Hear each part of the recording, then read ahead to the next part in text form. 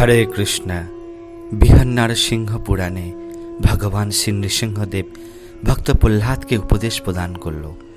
বর্ষে বর্ষে তু কর্তব্যং মম সন্তুষ্টি কারণম মহাকুজ্জ মেদং শ্রেষ্ঠং মানো বৈবভূভিরুবি। প্রতি বছর আমার সন্তুষ্টির উদ্দেশ্যে চতুর্দশী ব্রত কর্তব্য।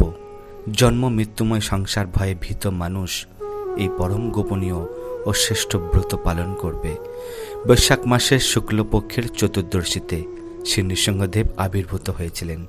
তাই এই তিথিতে ব্রত পালন করে ভগবান শ্রী নৃসিংহদেবের পূজা করা হয়। ভগবান শ্রী নৃসিংহদেব বললেন, আমার ব্রতদিন জেনেও যে ব্যক্তি তা পালন করে না, সূর্য চন্দ্র যত দিন থাকবে তত দিন সেই ব্যক্তিকে নরক যন্ত্রণা ভোগ করতে হবে। যদিও আমার ভক্তরা এই ব্রত করে থাকে, তবু প্রত্যেকের এই ব্রতে অধিকার রয়েছে এবং এই ব্রত প্রত্যেক ভক্তকে অবশ্যই পালন করতে হবে।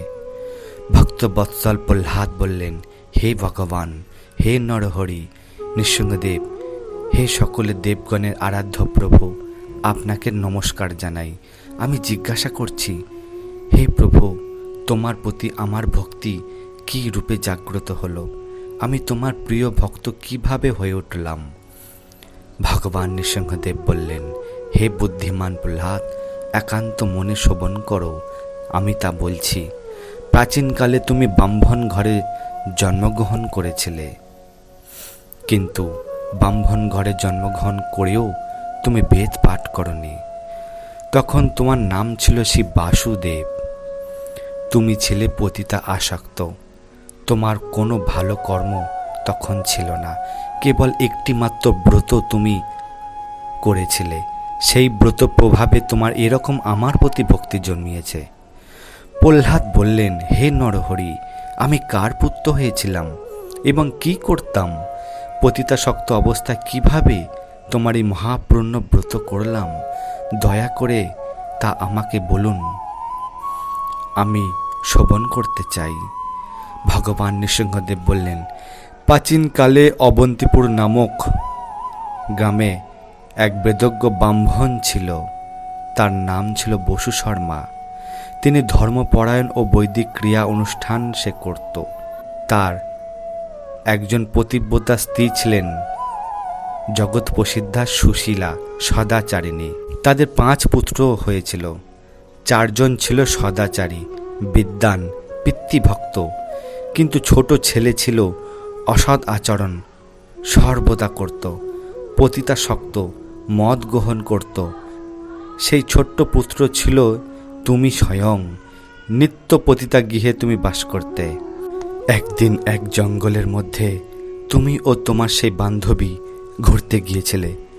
তোমরা মনে করেছিলে যে দিনটা ভালো যাবে, কিন্তু তোমাদের নিজেদের মধ্যে মনোমালিন্য ও ঝগড়া বাঁধে। এতে করে তোমরা আলাদা আলাদা স্থানে চলে যাও।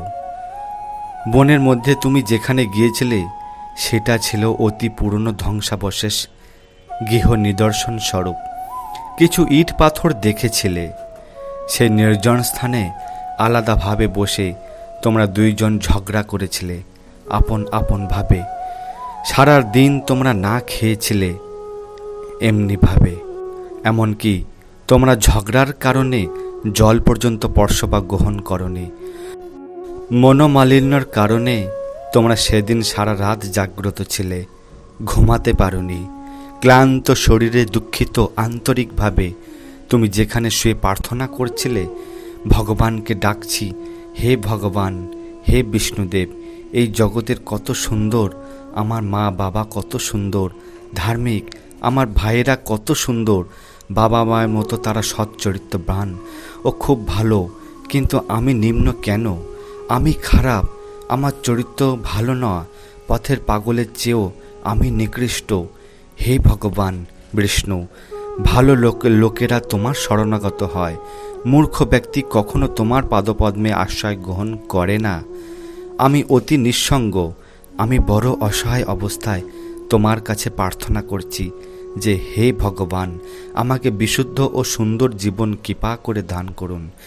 এভাবে তুমি প্রার্থনা করেছিলে। আর তোমার বান্ধবীও সেই একইভাবে ভগবানকে ডাকছিল। সে বলেছিল, যদি তোমার অহেতুকী কৃপাদৃষ্টি আমার প্রতি থাকে, তবে দয়া করে আমার এই জীবন পরিবর্তন করে সুন্দর ও সামাজিক কেন্দ্রিক জীবন দান করো। এভাবেও সেও আকুল প্রার্থনা করেছিল।